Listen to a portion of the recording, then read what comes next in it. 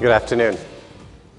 I'm Subir Dutt with Capgemini. I'm actually quite excited to be here. It's my 10th here at Open World, so it's almost like my chance to meet old friends.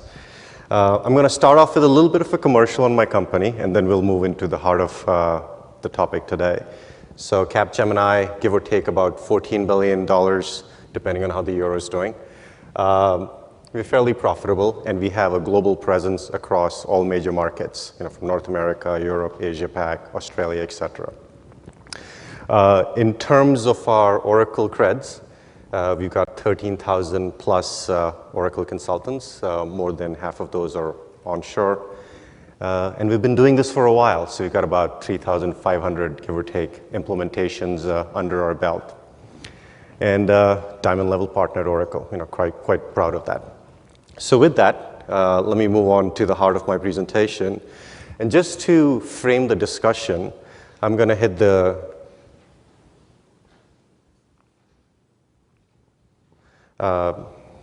end goal right at the beginning. So my topic for today is essentially going to address the intersection of legacy Oracle, new Oracle, Fusion, the Oracle acquisition portfolio, and the impact of emerging technologies.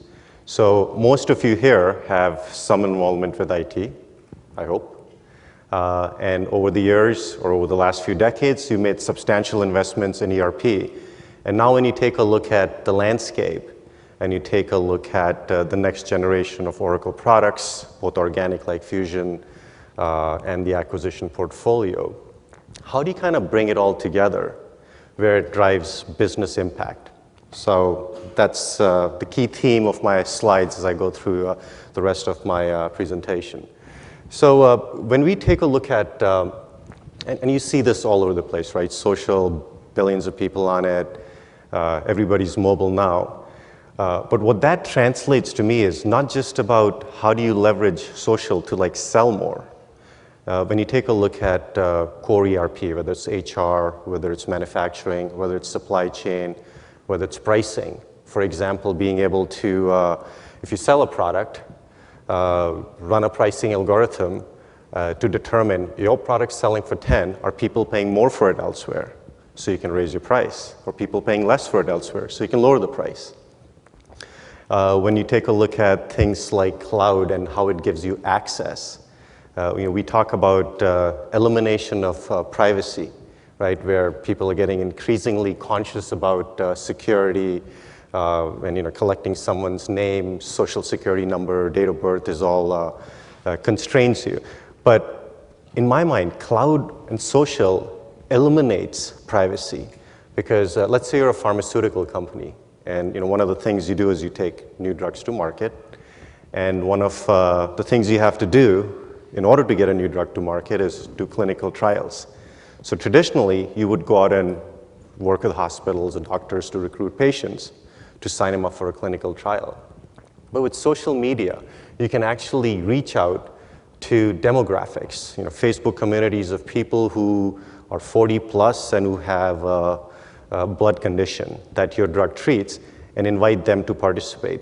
So to me, social, mobile, analytics, big data, cloud, what these fundamentally do, beyond just selling more clothes, is they fundamentally transform how each and every business can leverage that to monetize something that is relevant to their company.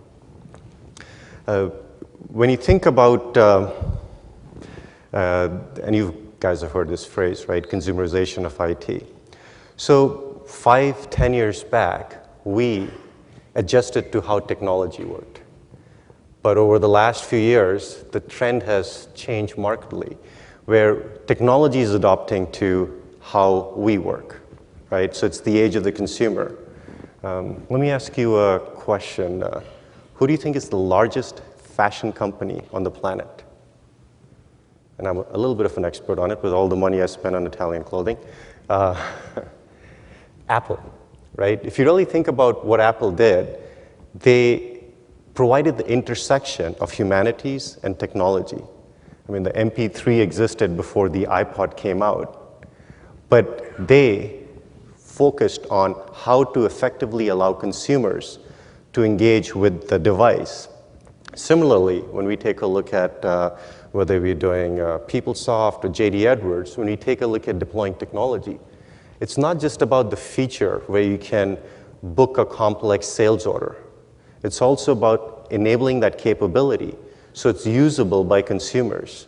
I started off as a consultant many years ago at Oracle. And that's when you'd go through 10 screens before you could process like a sales order. But that's all changed. And the channels for doing that, people are doing this on their mobile devices. So the consumerization of IT is really driving us to adjust to how we deploy technology so it's actually usable by our employees, by our clients, by our suppliers.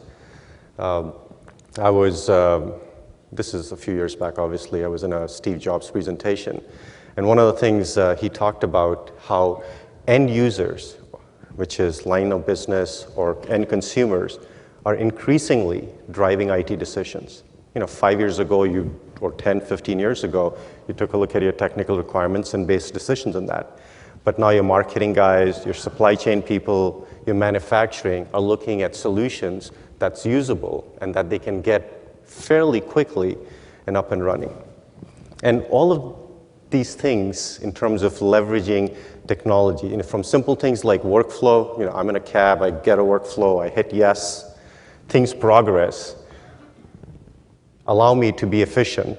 If you're in an oil rig and you need to determine, hey, how deep to go at this location before you determine it's a good spot to drill, the ability of mobile devices to provide that kind of intelligence to you makes us all more efficient.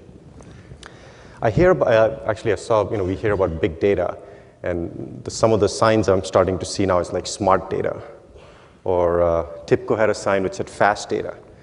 So I look at data essentially, and even the term data as an asset sounds like a bit of a cliche, but looking at ourselves as individuals, we are all social creatures, and the ability to translate information into something that we can use as a corporation and monetize that.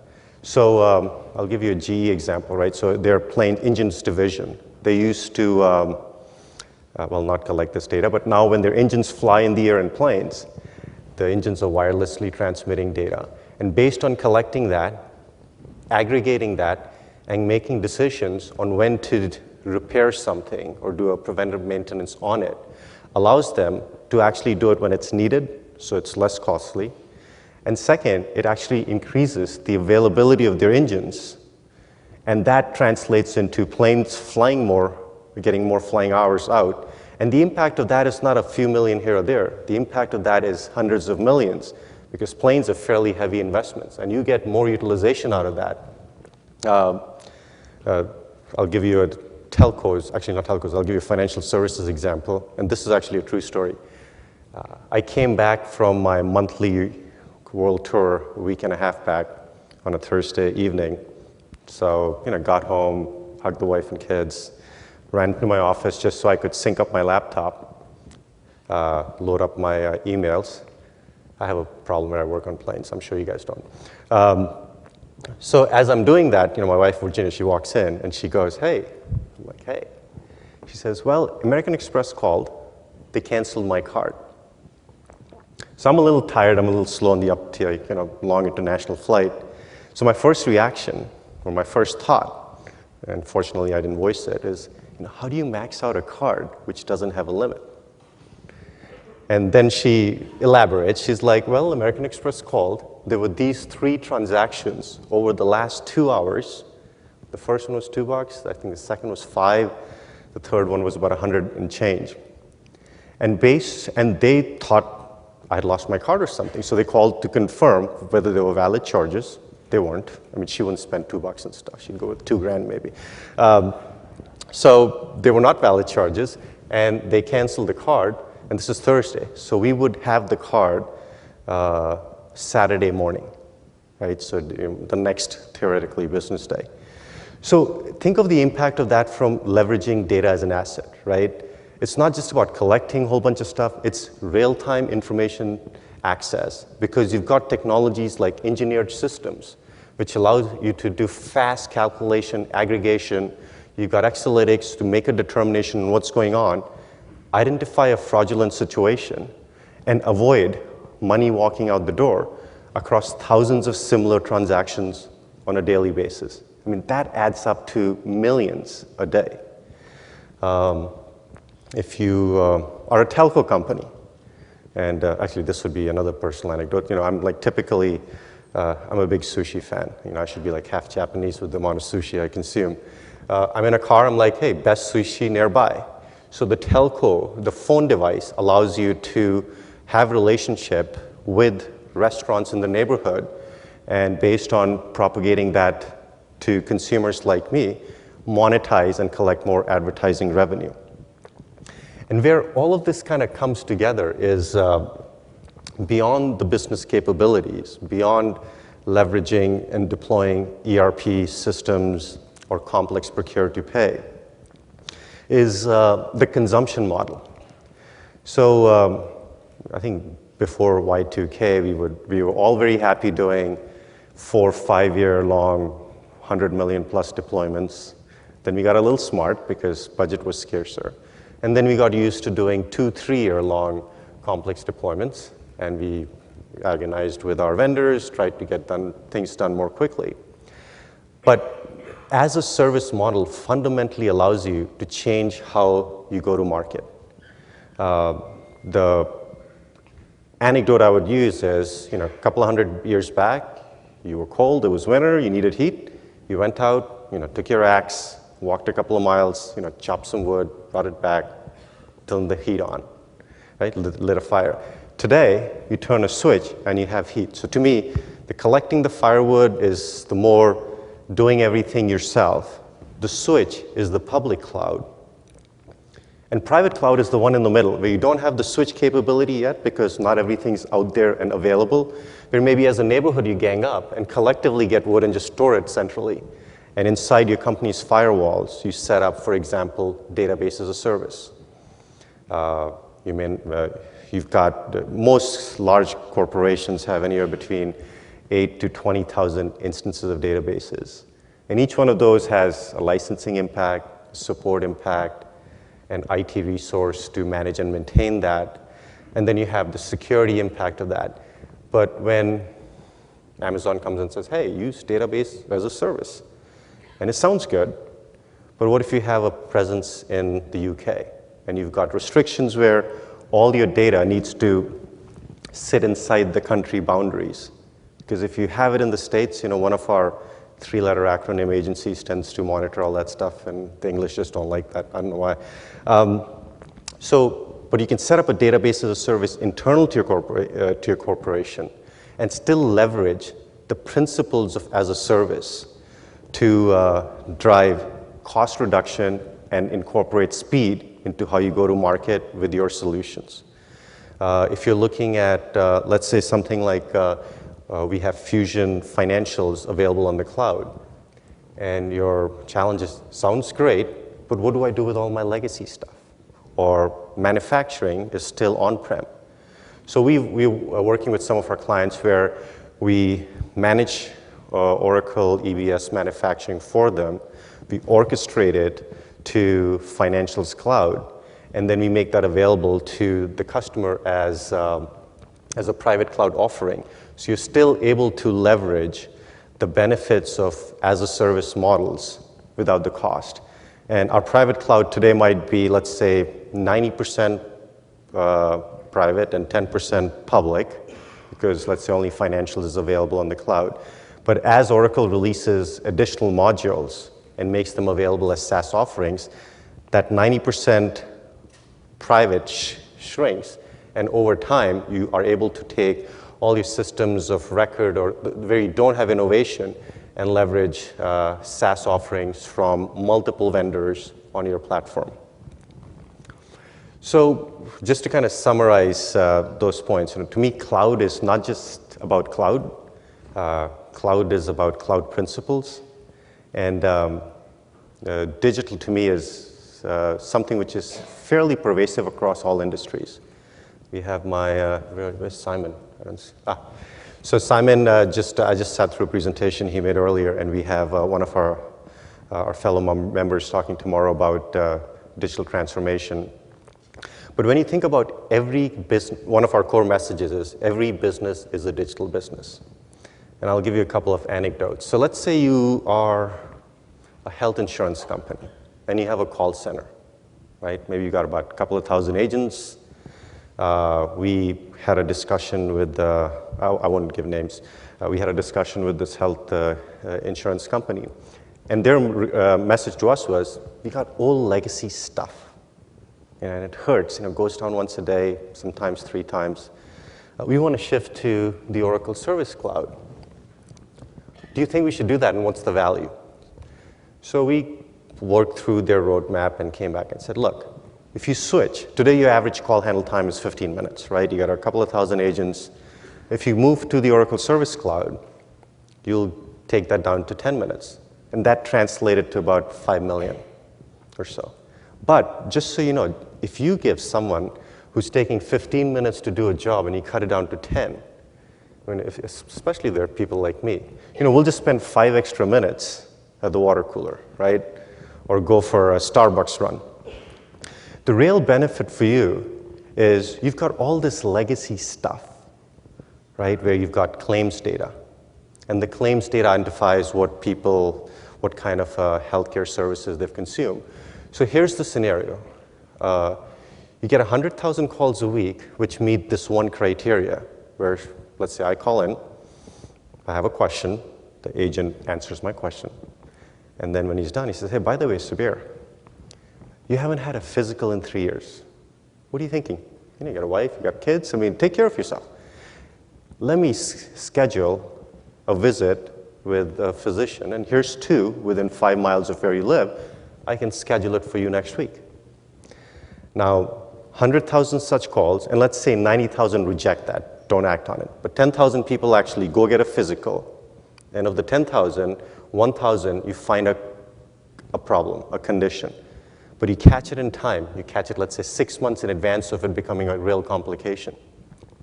The financial impact, the average financial impact in this case was $50,000. Now think about that, 50,000 times 1,000, 50 million, and that's in a week. And that's for one condition, right? There were other things we identified, like I think about 67% of prescriptions which are issued are actually filled. So if you are able to say, hey, dude, get your prescription filled. In fact, say yes, give me your credit card number, or better still, I have it on your profile, and I'll mail it right now, and you're increasing the intake of drugs for people to better manage their conditions, hence avoiding more costly complications later on. If you're a utility company, one of the challenges in utility companies is peak power consumption. Generally, when electricity usage goes up, the rate they have to pay, utilities have to pay to get the power goes up. You can take a look at, in my case, right, I do laundry Saturday afternoons, generally sometime around 2 o'clock, give or take. Wake up in the morning, go work out, come back, eat, then I do laundry. And across my neighborhood, that's fairly consistent. Most people, at least in North America, do laundry at 2 o'clock. So power consumption goes up. So let's say I get my next invoice alongside my next monthly bill and the email, which also comes out. And in that it says, on the cover, hey, if you, instead of doing laundry at 2 o'clock in the afternoon, do it in the evening, you will save $20. And you'll be green, right? More eco-friendly. And by the way, the only thing you have to do that is instead of hitting the start button, move your finger 2 inches to the right, and you hit the delayed start button, right? Now, I get that. I probably won't care about the $20, but I like the green thing. But most importantly, it showed me what I needed to do to drive consumption down. And in order to do this, the technologies you need smart metering, so you're able to collect data on consumption. You need your orchestration of getting your invoices out to clients tied in with the email notification. So you're engaging with them. You need to be able to use analytics and intelligence to identify the kinds of ways of touching people so they actually change or react. Let's see, more anecdotes. I was in France for a while, so I'm going to give you a French. I love French wine. So let's say you make French wine and you want to distribute that. You need contracts with all the people you get grapes from. You need to negotiate pricing. You need to be able to ship cross-border to different countries. And depending on, let's say you're shipping to North America, which state you ship to has different logistics, regulatory requirements. So to me, cloud digital allows us, regardless of whether you're health insurance, whether you're a utility, whether you do something as amazing as making great wine, it allows you to leverage technology to fundamentally increase the monetization of whatever you're taking to market and transform your cost structure and be able to deploy that in relatively real time compared to how we've traditionally done things. Now, when I think about, and I've done a lot of EBS, PeopleSoft, Siebel, implementations over my career. Years ago, it was a fairly straightforward issue, which is, I got PeopleSoft version X or EBS 11.5.9. I want to go to the next one. And today, when we take a look at it, today we really have not just the Oracle stack and the associated legacy applications alongside with that. We've got the impact of new Oracle, right? So which Fusion products do we choose? If you're taking a look at the sheer number of acquisitions Oracle's made, Vitru, Inquira, big machines, just the whole spectrum, what part of that footprint makes sense? But most importantly, how do you take SMAC and use that, SMAC is Social Mobile Analytics Cloud, not a drug. How do you take SMAC and actually monetize it for your corporation? So it's not just about, hey, I got stuff I got to upgrade because if I don't, it's a pain for IT. From here's how we can engage and sell more service contracts to our customers or better manage supply chain logistics. I'll give another pharmaceutical, actually I'll give a medical devices example. So if you sell medical devices anywhere in the world, one of the things you have to do is if there is an adverse event, you have a reporting obligation by country. And it's fairly complex. But let's say you released a new pacemaker and it's defective. So about 6 months later, based on reports from the FDA, hospital networks, you'll find out it's defective.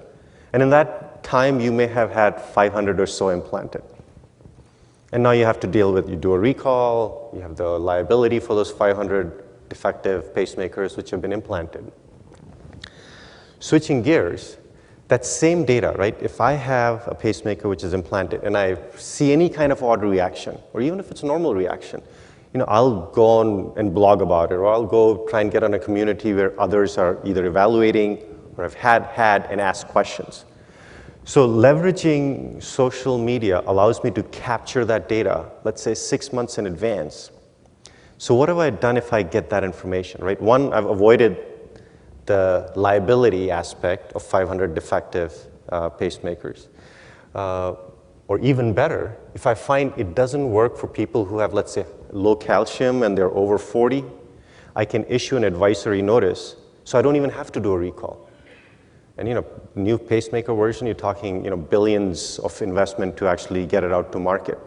So how do you leverage SMAC so to fundamental to your business, regardless of which industry you're in, you're able to drive an impact? You could be a retailer where you're putting RFIDs on the things you carry in your storefronts.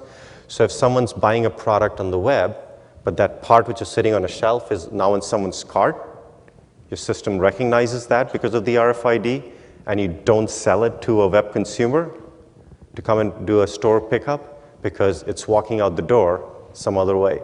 So the the intersection of all of these, how we all bring that together, and then on top of that, not just on the application layer, how do we, because generally investments are tight in terms of driving some of this. So how do you take cost out of your technology platform to accomplish this?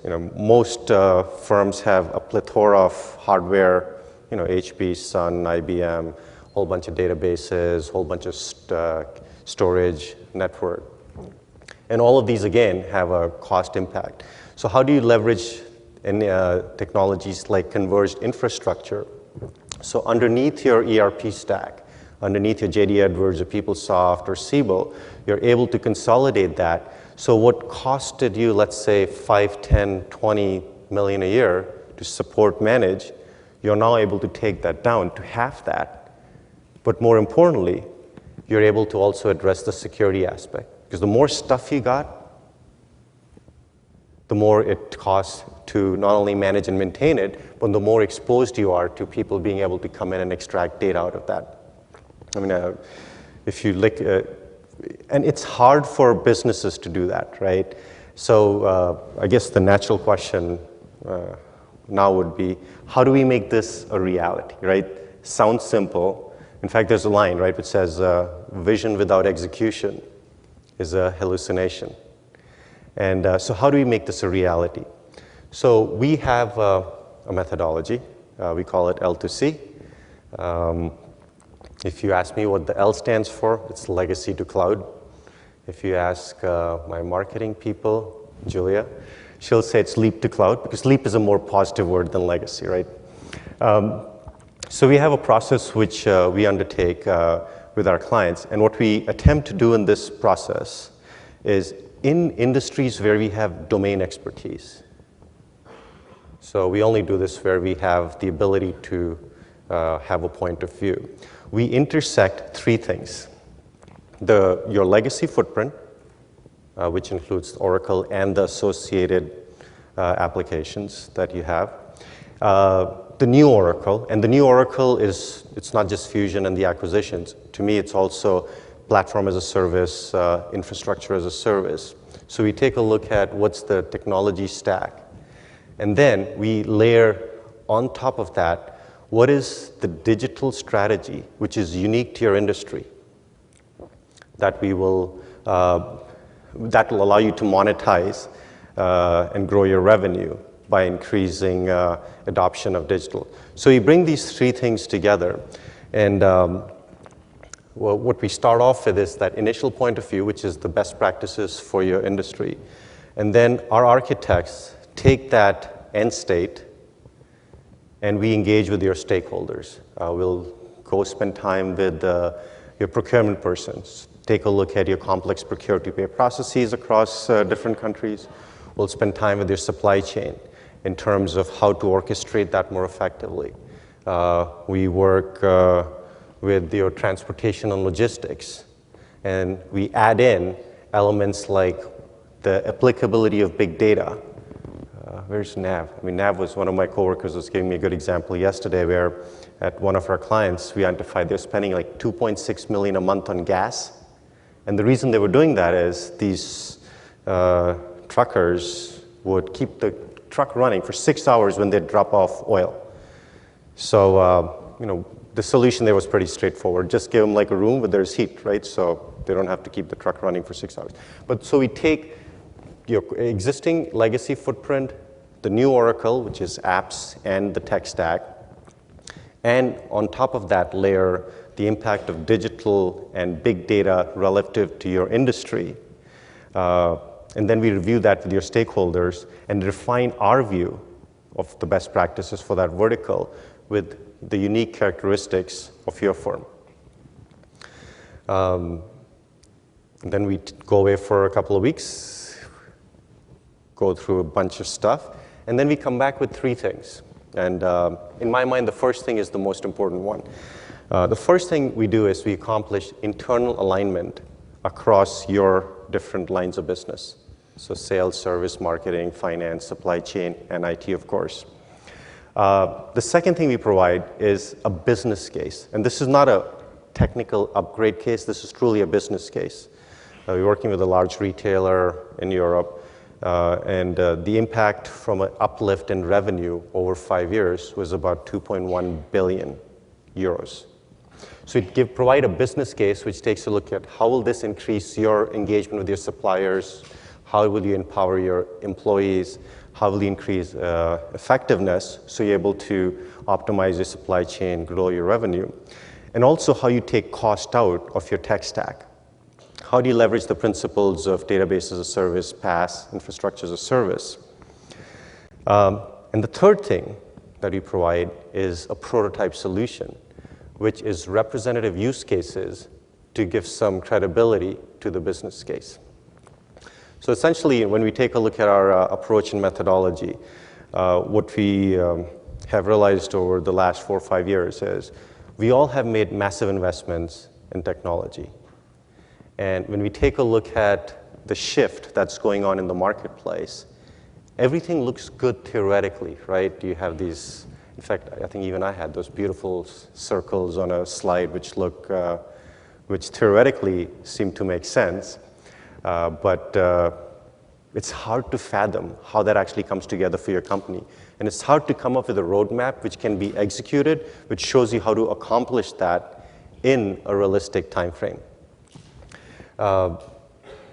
So this process allows us, in the verticals where we have a point of view and we have experience applying digital principles, to be able to come and share that with you. So with that, I close. Well, no, I have one more slide. Yes, open world offer. Oops, almost forgot that. So this is open world, and you're supposed to give stuff away. So one of the things we are offering is 1 free assessment per market. I think in the case, our North America CEO, Tim, where did he go? So he said, hey, this is North America, you got to do some more. So we have a few more for North America. So if you're interested and you have an existing relationship with us, reach out to your Capgemini account executive. Let them know you'd like to partake of this, and hopefully if you meet the criteria and we have this figured out for your industry, we'll be able to engage with you.